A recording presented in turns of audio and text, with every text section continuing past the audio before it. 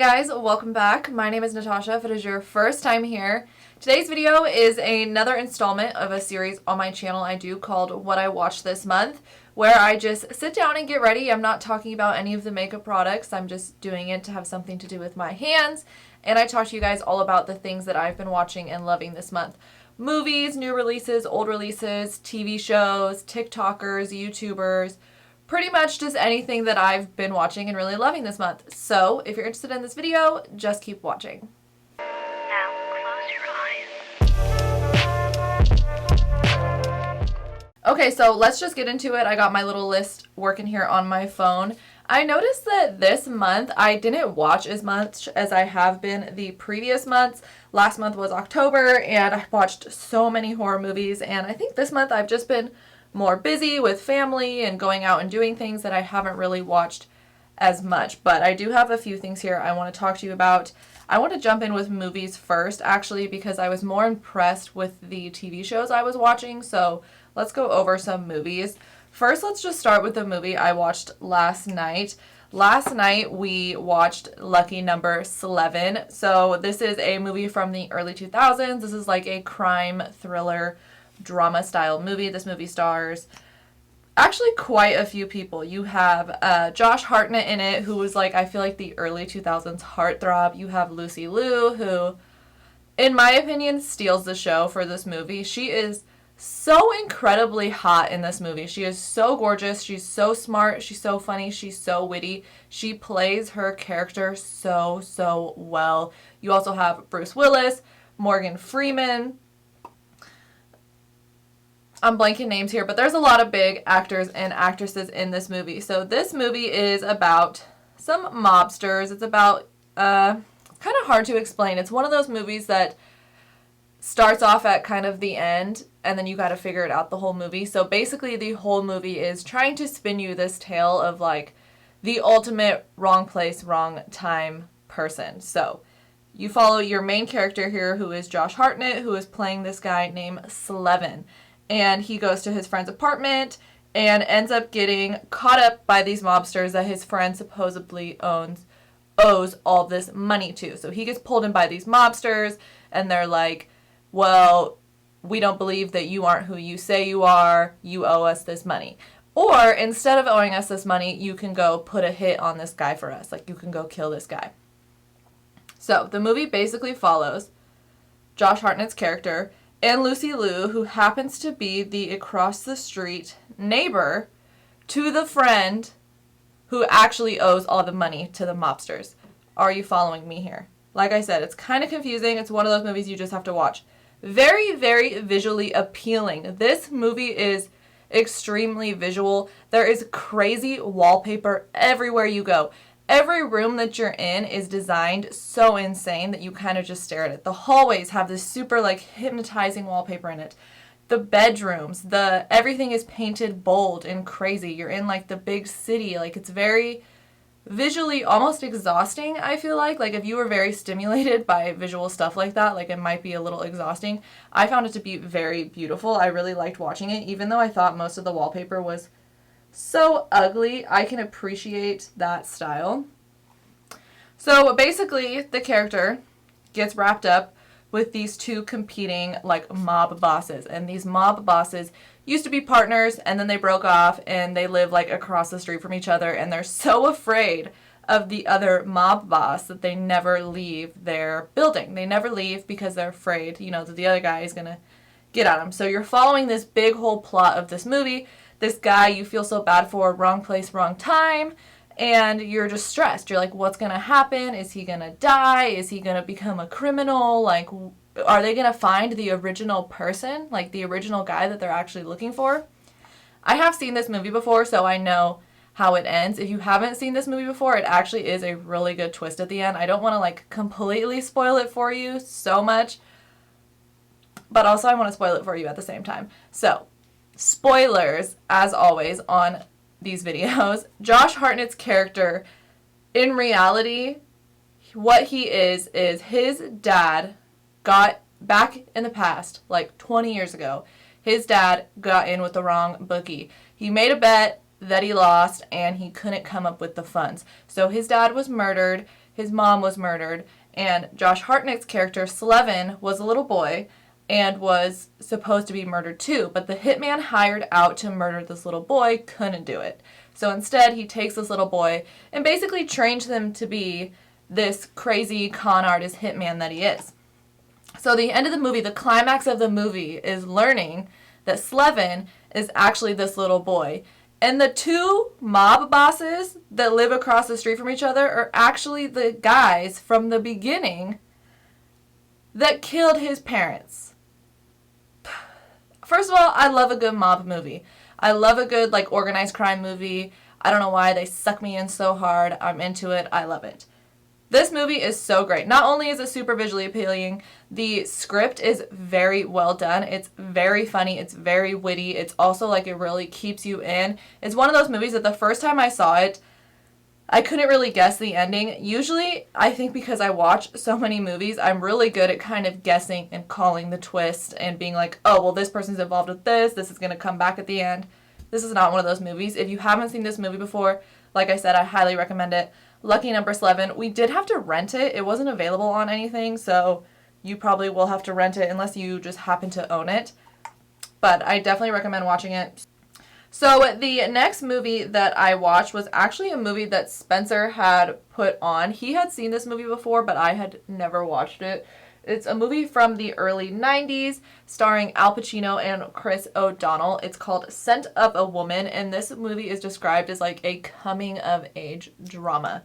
So I actually really liked this movie. I kind of just like wasn't feeling it when it put on. Something about like if I haven't seen a movie from like the 80s, early 90s or something, like part of me just assumes that I'm not really going to like it. Like I'm going to find it a little bit boring. I know that's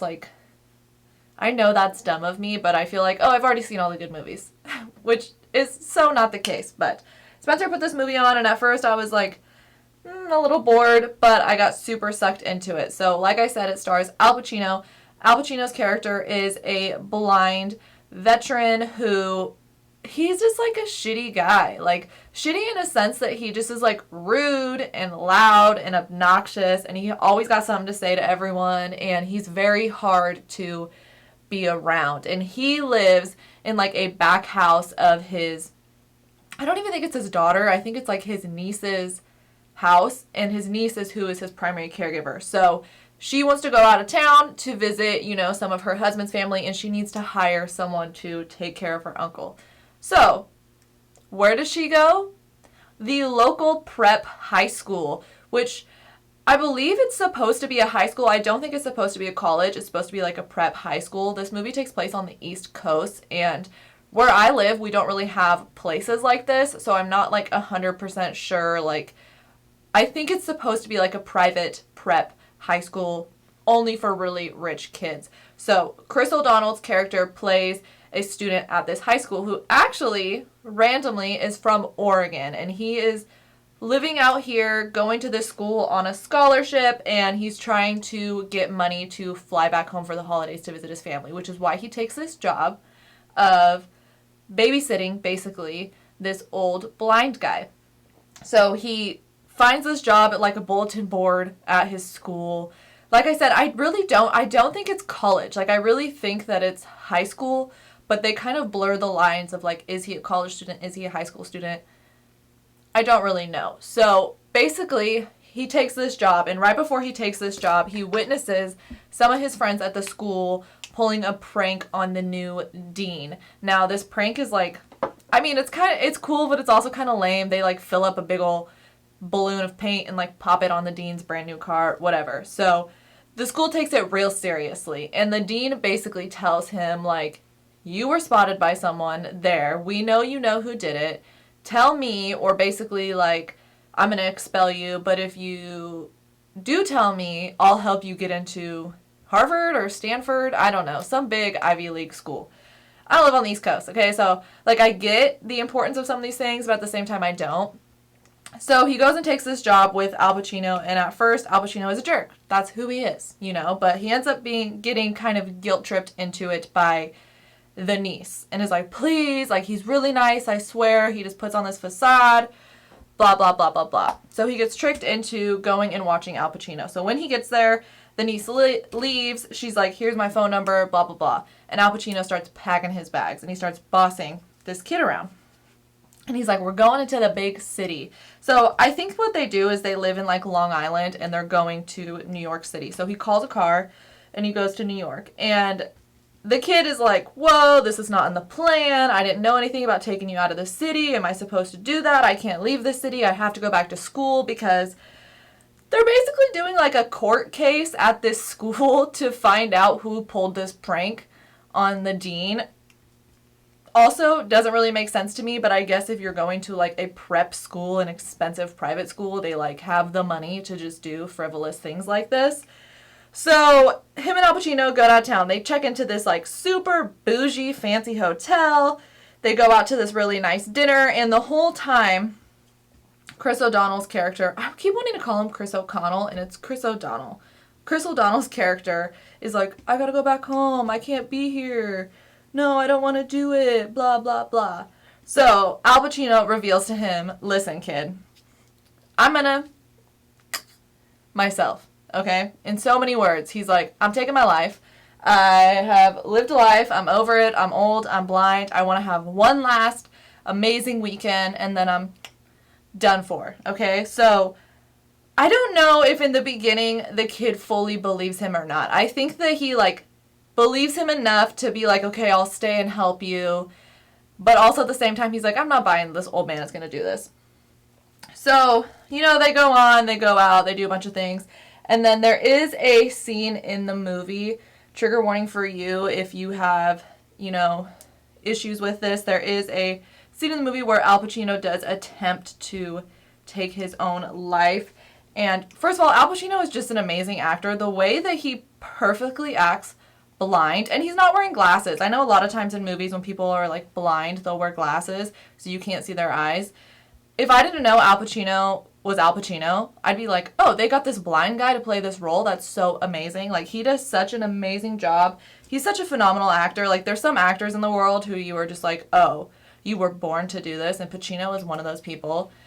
So, you know, they get to the scene where he attempts to take his own life. Chris O'Donnell's character, like, saves him, and they kind of become friends, and then they go home and they go their separate ways. So Chris O'Donnell's character has to go to this court case, and a big thing throughout the movie is Al Pacino trying to kind of figure out what's going on, why he's in trouble, and trying to, like, talk to this kid, like, would you think that your friends would have your back in this situation when you're having their back? And in reality, like, these kids he goes to school with, they're all rich, asshole kids. Like, they don't care about him. He's on a scholarship. He's not from here. Like, they all have money. All their dads know each other. Like, it's like a situation like that. Oh my God. How did I forget to mention that Philip Seymour Hoffman is in this movie, and he's young. He plays one of the classmates that is also in trouble with Chris O'Donnell, and he plays a classmate who throughout the whole thing is like, we got each other's back. We got each other's back. You got to remember, you're on scholarship, right? I'm rich, but we got each other's back. We got each other's back. Like, he's kind of doing that the whole movie. Of course, at the end, he doesn't have his back because that's how it goes, I guess, in these movies. So he's at this, like, bougie school court case. East Coast, like I said, I don't get it.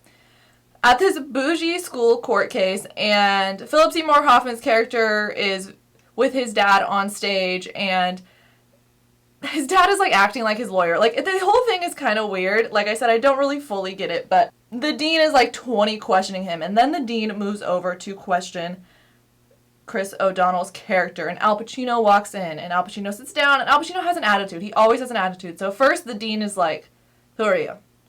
And he's like, I'm here to be with him. I'm a family friend, whatever. I'm just here for support. So he starts 20 questioning Chris O'Donnell's character about, like, who did this, you know who did this, like, if you don't admit it, you're going to get expelled, this and that. And Al Pacino stands up and gives a speech of a lifetime, which is one of those things where, like, in a movie, it totally works, and everyone is like, woo, yeah, like, this is amazing, you move me so hard. But in reality, like, in real life, if I was one of the students at this school, I would be laughing so hard. Like, I would be like, what is going on right now? Whose crazy uncle is on stage? Like, that's how I would be reacting. But Al Pacino gives this amazing moving speech, and then he doesn't get in trouble, and it's like a whole thing. Coming to age style of movie. Now, it is a really good movie. I do like it. It is heartfelt. It does kind of get you in your heart. It's a good coming to age movie, but I think the school thing is really what throws me off. Like, what kind of school does a full court case for something like that? Like, I guess maybe because I've never gone to a prep school. I've never gone to a private school. Maybe I just don't understand the ins and out of that, but that was Scent of a Woman, and Scent of a Woman kind of threw me off. One of the things in the movie, I guess, is like Al Pacino knows every woman's perfume ever. I know when you're blind, like your other senses enhance, but I do think it is like low-key kind of funny that every woman, he's like, ooh, she's a beautiful woman. She's wearing Chanel No. 5. Like, that's like his shtick throughout the movie, so that's why the movie is called that, I guess. I think it's a good movie. We did have to rent this movie as well. I'm glad that I watched it. It is pretty long. It's almost like 3 hours long. It's almost one of those movies that, like, you can watch every 5 to 10 years, and it's good. It's a feel-good coming-to-age movie, like I said. If you've seen it before, let me know your thoughts in the comments down below. If you haven't seen it before, watch it. Let me know. Also, if you're from the East Coast, or if you have ever been to a private prep school, let me know if that's, like, normal to go that all out for, like, a regular administrative issue, I feel like. The next movie I watched is a movie that I have seen quite a few times before, and it's a movie that I think that, like, people don't really like, but I actually really like. This movie is Tron Legacy, so it is the newer of the Trons. It's not the original one from, like, the 80s. This is a newer one. It stars, what is his name? What is that actor's name? The dude. It stars the dude, but what is his name? Why can't I think of his name?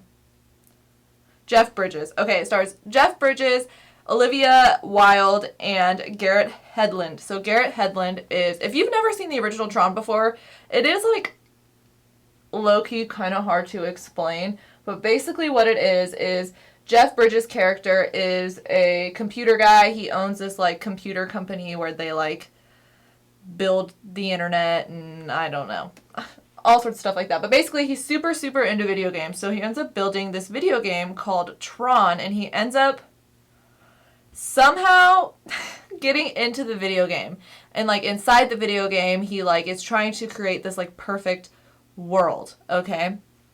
And he gets stuck in the video game, but no one knows that his character gets stuck in the video game, so everyone thinks that he just, like, split and left his whole family. So, you know, fast forward 15 years or whatever, his son runs a company, but he, like, doesn't really care about it. He's kind of like that, oh, I'm struggling, but I'm rich, don't care about the company, but I care about the people type of guy, right? So one night, his dad's old business partner gets a page from his dad, which is weird, right? So he goes and tells the son, hey, I got this page from your dad. Like, that's super weird. It came from his old office. Also, let me just say here, I've never used a pager. I don't fully know how pagers work. I mean, I think that it just basically shows you, like, the phone number of someone. Like, I think a pager, you, like, dial someone's pager number, and it shows up your phone number. Like, hey, this phone number wants you to call them or whatever. Like I said, I don't know. I've never used pager. So he gets a page, and he's like, oh, it's from your dad's old office, which happens to be this, like, video game store that your dad owns. Like, you should go check it out. And the kid is like, I don't need this, blah, blah, blah, blah, blah, blah, mood, okay? But he goes and checks it out anyways, of course. So he goes and scopes it out, walks in the door, flips the breaker, and this is, like, the funniest part of the movie to me, honestly, because it is a dope building. It's like a dope corner building. It says, like, Flynn's Arcade Shop, and, like, his dad was super rich and super, super well known. So people know this building. People know this area. Like, so this is the funny part of the movie to me. He flips on the breaker and everything still works. Electronics, everything just bling, bling, bling. All the video games start making noise. It's like an arcade, you know? The music is just, like, blasting. He leaves the front door open. The lights are flashing. I'm like, listen, I if I lived in a town where there was a, like, old arcade that was, like, known, like, oh, the guy who used to own this, like, disappeared, but it always stayed there. In one random night, everything in the arcade turned on and it started blaring music and making a bunch of noise, and the front door was open, I would go inside. Okay, I would go scope it out. I'd go check it out because I'd be like, what is happening right now? Is there a ghost or something? Like, okay, so a little bit of plot hole to me. He just leaves the front door open and he just starts, like, investigating, and he finds the Tron game, which is the game, his dad was all about. And he realizes on the floor of by the game that it's, like, scraped, as if someone has been, like, moving the game and moving it back over and over again. So it's like, let me try to move this. So he moves it, finds a secret door, finds a secret office of his dad's secret computer, and he starts messing with it, right? So he starts messing with it. I'm sure you can guess what happens here. He gets sucked into the game, okay? He gets into the game, and he has to, like, compete. Like, part of the game is, like, you have to compete with other things, and there's, like, users and there's game. He's obviously a user because he's a real person. He's not a program like the game. This movie is, like, honestly, I think just maybe for me, just really hard to explain. So, basically, he finds his dad in the game, and his dad, Jeff Bridges, had created a clone of himself in the game to help, make the perfect society. And the clone is evil, and the dad is not evil, but he's stuck in the game. So basically the whole thing is about the son and the real dad getting together to try to get the clone out of there and restore peace in society and get out of this game. So that's, like, what the whole game is about.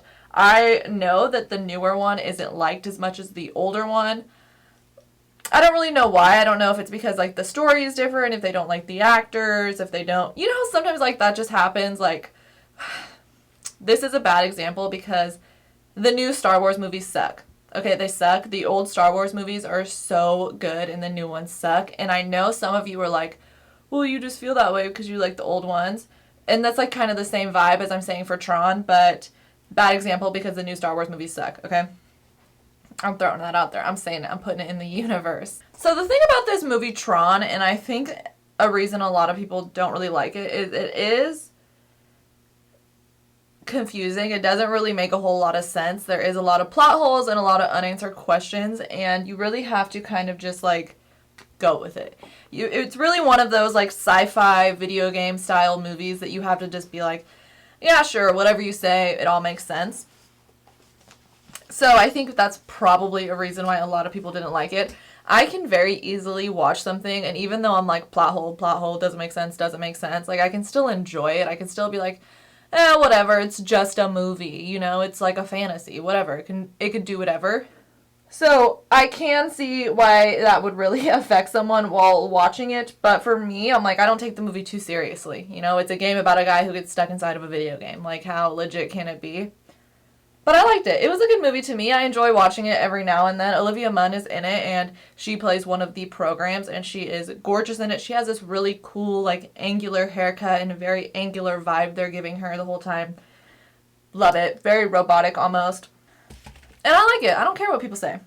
Okay, so the last movie I watched this month, actually, is a movie that I picked out and a movie that I had seen before. This movie is called American Hustle.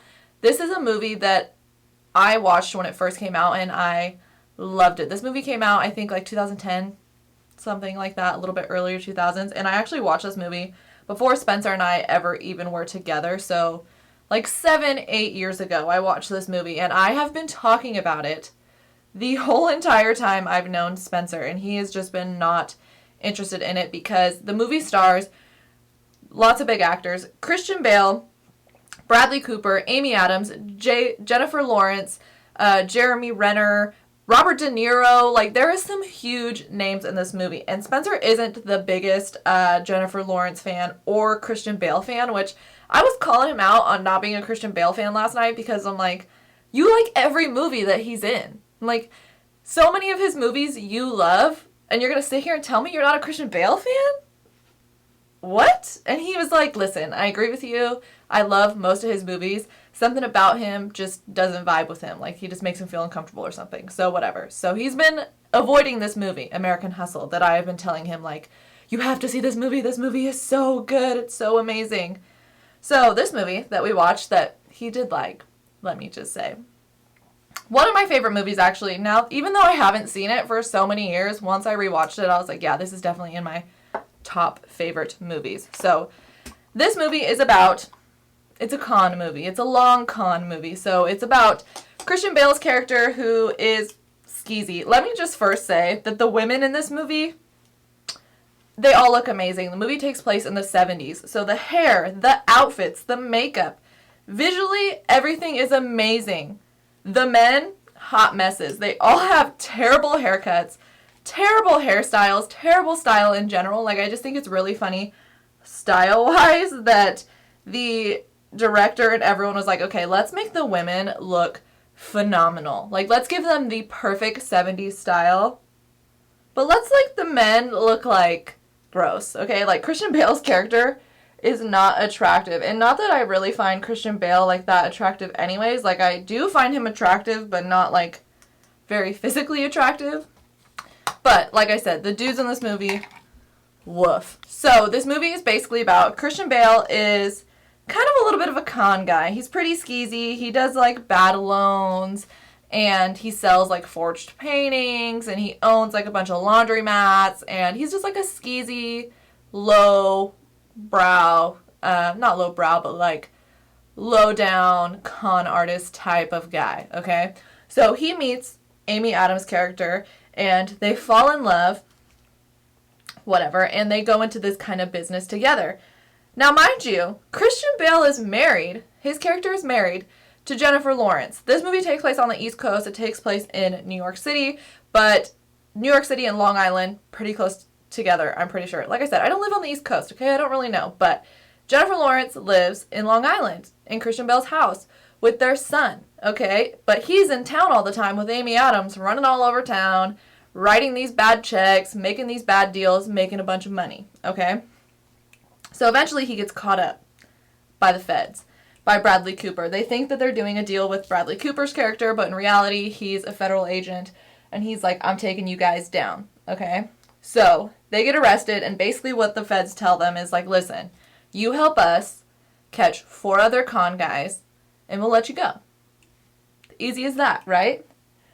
Well, Bradley Cooper's character gets a little too ahead of himself. He really wants to be like a big hotshot federal agent. He wants to like bring down senators and mayors and governors and all this stuff. So he keeps getting bigger and bigger with the deals that he wants Christian Bale and Amy Adams characters to make. Okay? So the whole movie is basically going over how this deal goes from catching these really small con guys all the way up to like they want to get the big mob boss, De Niro. Okay? So throughout this movie, you just see Amy Adams and Christian Bale's relationship falling apart. She starts hooking up with Bradley Cooper, but like not really. Jennifer Lawrence plays honestly, who I think I would be in the 70s, okay? Her character reminds me so much of myself if I was a housewife in the 70s, okay? She's depressed. She is alone at home all the time with the son, and she's kind of going crazy, and she's kind of manipulating and gaslighting Christian Bale a little bit. Even though she knows he's cheating on her, she's like, you always come back, like, I'm your wife, like, this whole thing. And Christian Bale really tries to keep her out of all of the business because he's like, I just don't want to get you involved. I don't want to get my son involved. Plus, he's cheating on her, so he doesn't want to deal with that drama. Whatever. So basically, the whole movie is about them trying to get this big con going, and I don't want to give that away too much because I love this movie so much, and I think everyone should watch it. It's so visually appealing. Amy Adams' outfits, she looks so amazing in this outfit, and she has the outfit. She looks so amazing in this movie and has the most incredible 70s outfits. If I could just have the women's wardrobes from this movie, oh my god, I would be so happy. I would be so happy. The wardrobe in this movie is so amazing. So the movie is just basically about a giant con. I don't want to give away the ending on this one, even though I do spoilers for everything else. I really, really love this movie, so I think that you should go and watch it. I had to rent this movie as well. Sometimes I feel like every movie I want to watch is on Netflix, and then sometimes I feel like every movie I feel like watching is like nowhere to be found ever. So I did have to rent this movie as well. It's great. It has like a 95% on Rotten Tomatoes, which is insane. I also think it's really funny that De Niro is in the movie, and he's a huge part of the movie. But in reality, he's only on screen for like 5 minutes. And I was just thinking of like the big ass paycheck that he got to be in this movie for 5 minutes. So good. I'm pretty sure this movie also won like a bunch of awards. It is like just super dope. Bradley Cooper is an attractive man. I have never seen him look so unattractive as I have in this movie. Check it out, American Hustle. Spencer actually really did like it, and the next day he even was telling me, like, you know what, I did really like that movie. That's a good movie. Check it out, guys. I'm telling you. Just watch it. Okay, so real quickly before I get into the TV shows I watched this month, I want to talk about a YouTuber that I have found this month, and I cannot stop watching her videos. I've been spending a lot of time on YouTube this month versus TikTok or anything else. I've kind of just been on YouTube more, and I found this girl. You guys know I love watching true crime stuff. Her name is Stephanie Harlow, and she does true crime videos. I think she calls it coffee and true crime because she drinks a cup of coffee in the beginning of it, I think. I don't know. I'm pretty sure that's what it's called, but her videos are long. They are lengthy, okay? Multiple cases. She does multiple part videos, and each part is like an hour and a half long. So for some cases, such as like the Casey Anthony case, you guys should all know that case just by me saying that. It's like one of the most notorious true crime cases, I feel like, in the United States. I think she has like 6 hours of videos on, which is insane. And she's just sitting there. She has extremely good audio, and she's talking about the case. And she's not very biased. There is a few times where she does give her own personal opinion, her own personal bias in it, but it's very much just like the facts. And one thing I really like about her case, which is something that I find a lot of documentaries or true crime people leave out, is a lot of background and backstory on the people. So, for instance, just like on the Casey Anthony case, she doesn't just talk about her parents. She talks about her grandparents and kind of just builds up the whole background of the person before the crime takes place. And she kind of goes into all of the details. She talks about the whole entire court hearing. She does like a where are they now at the end. She goes into so much detail. Like, I don't need the detail on the actual crime, the actual like physical thing that happened to people. I don't need all that detail, okay? What I like the detail on is like the mental. I want to know how the police interviews went. I want to know how the court things went. I want to know what happened before then that got to that point. And something I really have been enjoying about her videos, they are super long. I haven't watched a bunch of them, but I have watched just like a few little cases that she's done, and I just really, really enjoy that she gets that background in there. So you really can kind of like get into the mind and try to figure out and try to analyze like what happened that got it to this point. And that's something that I really, really enjoy in her videos. Plus she has a really nice voice. It's very calm. It's very soothing. And I just really like it. She doesn't play like spooky music in the background. I've noticed that a lot of true crime people will play like spooky music in the background, and I don't really like that. It kind of puts me on edge, and it kind of just like, I don't know, I don't like it. It almost makes it like theatrical, and I just feel with like real life stuff, it doesn't always need to be super like theatrical and funny and like you throwing jokes in. Like, I want to know the facts. I want to know the psychology, and I feel like that's what she really breaks down. So if you're interested in stuff like that, I would definitely check out her channel. You're not going to run out of videos to watch, okay? Like, they are so lengthy. Like, you will have a lot to watch on her channel, and I have been really, really enjoying it. Okay, so let's get into TV shows. I have 2 TV shows I want to talk to you about, and one of them I'm angry about, okay? I finally watched The Haunting of Bly Manor. And I binge watched this in like 3 days with Spencer. I am obsessed with The Haunting of Hill House. The Haunting of Hill House is one of my favorite TV shows that has ever been made, ever in the world. Ever in life, okay? If you haven't seen The Haunting of Hill House, go to Netflix and watch it. It's a 1-season scary horror TV show, okay? And it is phenomenal. The story is amazing. The characters are amazing. You feel for them so hard. You relate to them so hard. The twists in it, everything about Hill House is phenomenal. I personally think it's one of the best made TV shows ever. It's definitely in my top 5 favorite TV shows I've ever watched in my life, okay? And I've watched a lot of TV, okay? I grew up on TV.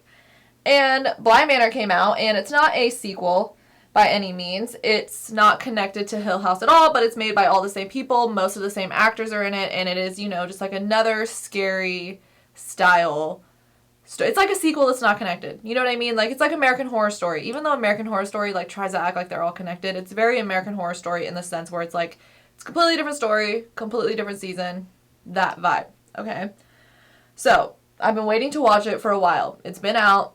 I've been wanting to watch it, but I've been wanting to, like, take the time to binge. So, Haunting of Bly Manor. First few episodes, I'm hooked. I'm sucked in. It's about a Bly Manor, a manor, which basically, I had to look up what a manor was. So, a manor is when you're a rich person and you own a mansion, but you also own, like, on your property, there's, like, different buildings. So, like, the people who work for you, like your maid and your gardener and your chef or whatever, also can live on the property because there is, like, housing for them. And usually, I believe from what I looked up, a manor means that you kind of can be self-sufficient without having to go into town. So you have, like, a big garden there, and you have, you know, livestock.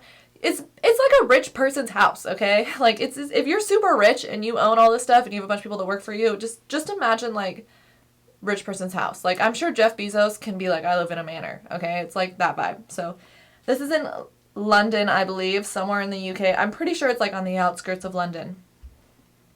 And it's about an American girl who is, like, running away from her problems and decides to be a nanny for these two kids at this manor whose parents just died, okay? But for some reason, they can't get anyone to work there, okay? Because the place is haunted, okay? Because some shit's going down. And there's so much that happens that it's going to be kind of hard for me to, like, explain basically the whole plot of the story. But basically it's about, you know, this manor that is haunted and the ghosts are trying to not be ghosts anymore. They're trying to, you know, be people again. They're trying to take over. And I just found it so lackluster. I just was so disappointed. The first couple episodes were really, really good, and they really sucked you in, and they're kind of spooky, and, you know, the first couple episodes are really all about setup. So it's kind of just, like, pulling you in, making you wonder, you know, like, letting you know kind of some of the story. Like, you do get spooked a couple times. Not nearly in any way as scary as Haunting of Hill House. The Hill House was 1,000 times scarier, 1,000 times better of a story. Honestly, halfway through Bly Manor, I didn't even want to finish it. Like, me and Spencer looked at each other and were like, how did this show fail us so hard? I just felt like, honestly, there was no character development. I didn't like any of the characters. The only character I liked was the housekeeper. Hannah Gross was her name. The only character I liked in the whole show. I felt like the show did a really bad job of making you build a relationship with the characters and care about them and understand them. I feel like in order for me to really get emotionally involved in a show and really, like, care about the characters, you have to give me more build-up. You have to build our relationship more. You have to make me feel and understand things more than the way they did. And the show just fell so flat to me. Like, there was relationships they tried to push that just didn't really make sense to me. Characters they tried to make me feel for that I didn't feel for. There was a whole entire episode that it was very well done, that was completely in black and white, that was supposed to be, like, the original story of the Bly Manor and why the manor is, like, being haunted and stuff. And it was great, but they put it as, like, the second to last episode. And for me personally, I think if that would have been, like, the first episode or the second episode, it would have made the story go better. But that episode, to me, it was just, like, it wasn't even that good. Like, it was well done, but the story, I'm like, oh, this is supposed to be the big story. This is what's supposed to be, you know, so scary and supposed to be making, you know, me feel so emotional and bad. Like, I didn't get it. It was kind of confusing. One of the elements in the show is that you do see some ghosts that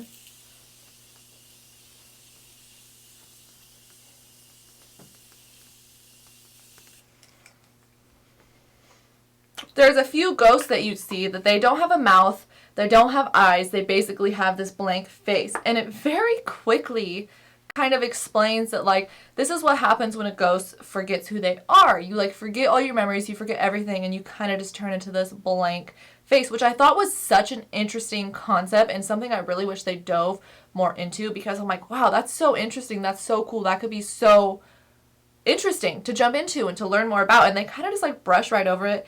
The ending was so weak. The last episode was so annoying to me. Like, I hated the last episode, and it wasn't even just because like I didn't think it ended the way, or like a character I like died or something. Like, I really just felt like this show sucked. Like, it just let me down so hard. Please let me know in the comments down below if you feel the same way about it. And we had some friends that we were talking to about it, Spencer and I, and they were like, oh, it's so good, it's so scary, it's so much better than Hill House. And I was like, are you guys high? Like, I just like did not at all. I was not impressed. I was honestly so upset about it that I've complained about it to like a few different people, that I was just like, I can't believe that this show did me like that. Like, I was so into the show. I was so excited about it, and I just was like, that's it? Like, and there were so many memes. Like, when the show first came out, there was like a million memes everywhere, and I was trying so hard to avoid them because I didn't want any spoilers, and I was so excited, and it just like wasn't very good. Like, I just not am into it. Please let me know in the comments down below what you think if you've seen the show, because I've even like, every time I watch something and I either like don't understand it or I don't really like it, honestly with most things I watch anyways, I will Google it and I will read articles about it, and I'll read Wikipedia, and I'll try to find, you know, interviews with the actors and the directors and the writers, and really to try to just understand it more. And even with everything I was reading, I was just like, it's not good. Like, I just didn't like it. I didn't think it was good. I didn't think the story was good. I think the story could have been good, but they didn't do a very good job of, I think it was like 12, 13 episodes in the season. And I just was like, oh, that's it? Like, that's what it is? Like, huh. And like I said, the ending sucked so bad. Like, the last episode was just like pointless to me. I'm disappointed. I'm so disappointed in Bly Manor. And because of the fact, one more thing I want to say about this show, because I'm fired up about it right now. The fact that they use a lot of the same actors as they do in the Haunting of Hill House was hard for me too in this show, just because I'm like, I know these are good actors, because in Hill House, their character was phenomenal. And for instance, the actor who plays one of the main characters in Bly Manor, what is his name supposed to be in Bly Manor? Let me look it up. Okay, so one of the actors in Bly Manor plays one of the main characters named Peter Quint. Yeah, Peter Quint. And he also is in Hill House, and he plays one of the brothers in Hill House. And his performance in Hill House is phenomenal.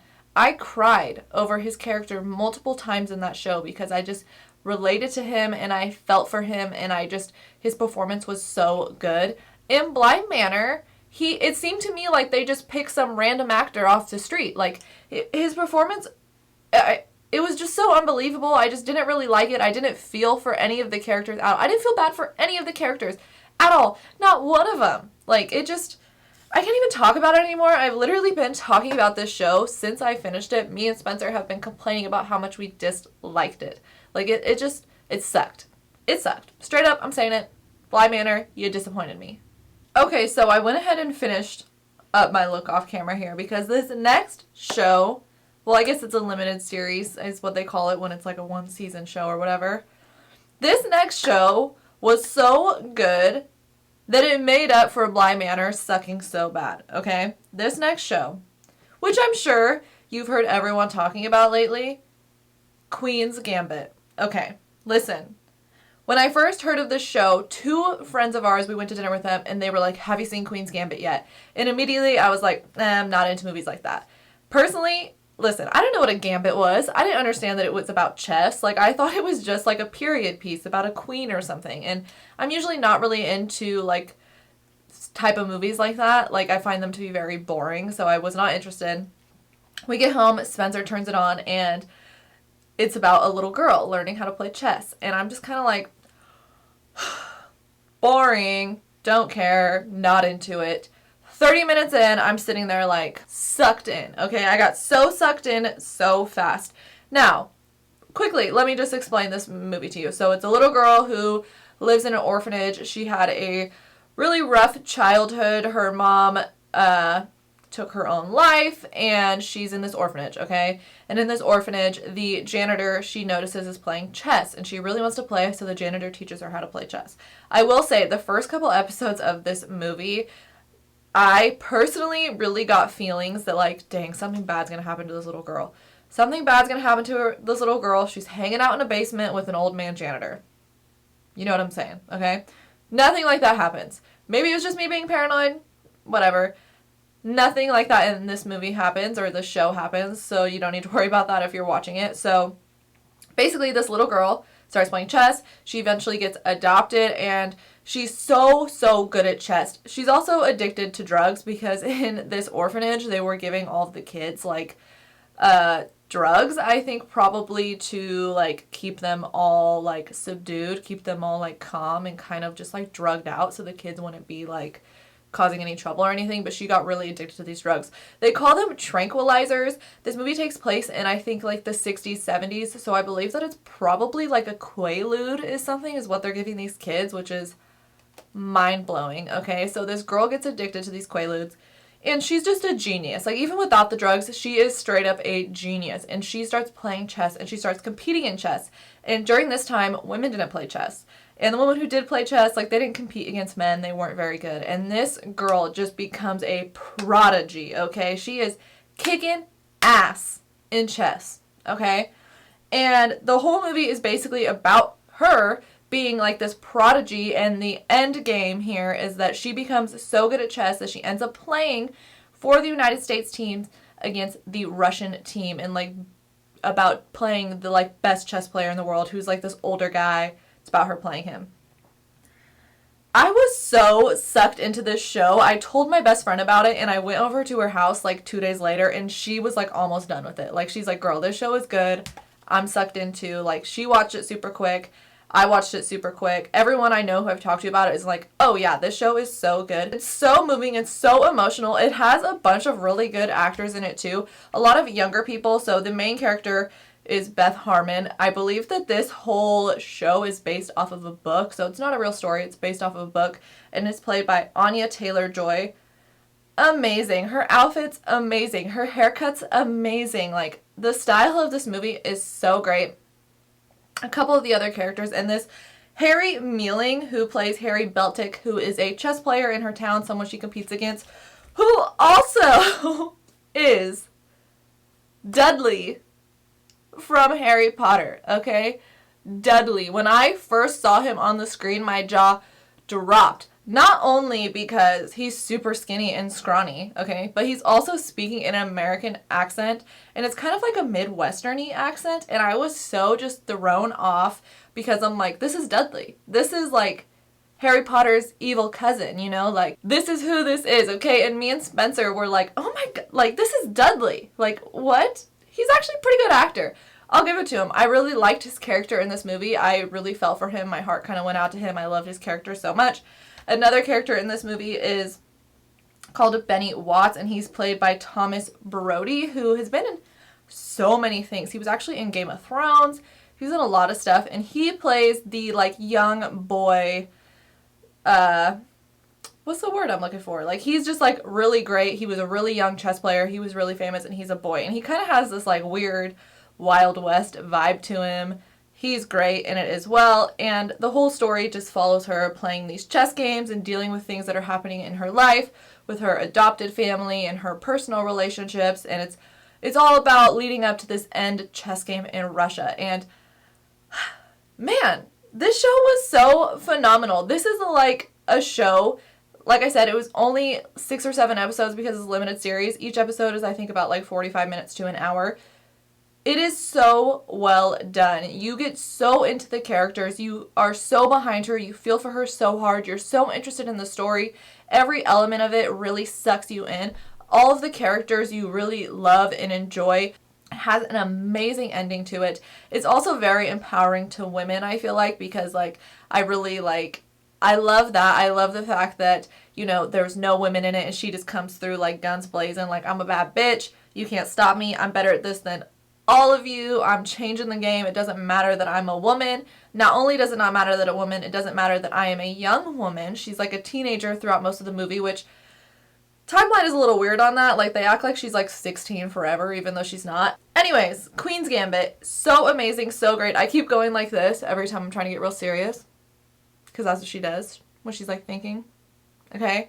This girl's mind is so amazing. The actress does such a great job at playing this character. She's very like cool and calm and collected on the outside, but on the inside she's kind of like going crazy. And I love the story. I love that you go through it and she's battling with her addiction and she's battling with like depression and just like being a kid and growing up and having these bad things happen to you, and but still like being so focused in this thing that you're really trying to achieve at. And I also really like that in the story she does have a few love interests, and at the end like she's alone. Like, the end game isn't her being with some guy and being in some great relationship. The end game is her achieving her goals and living her life and being young and being like, yeah, I can sleep around, I can have a bunch of boyfriends, it doesn't matter. And I think that's so great. I love movies where the ending isn't like, oh, you found someone. The whole ending, everything is great because you're in a relationship now. I really like movies where it kind of ends a little bit more open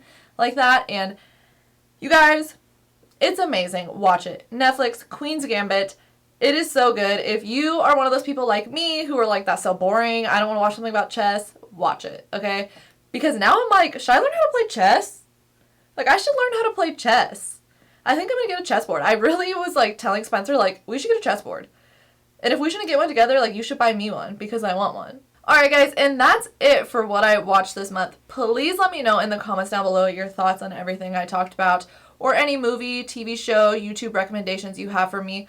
Please let me know your thoughts on Bly Manor. That's honestly the one thing I've been wanting to talk to people the most about because, like, I'm disappointed. I'm heartbroken about it. Please let me know. Don't forget to give this video a thumbs up if you liked it and subscribe to my channel. I post here every Tuesday and Friday. So thanks again, and I'll see you guys in the next one. Bye!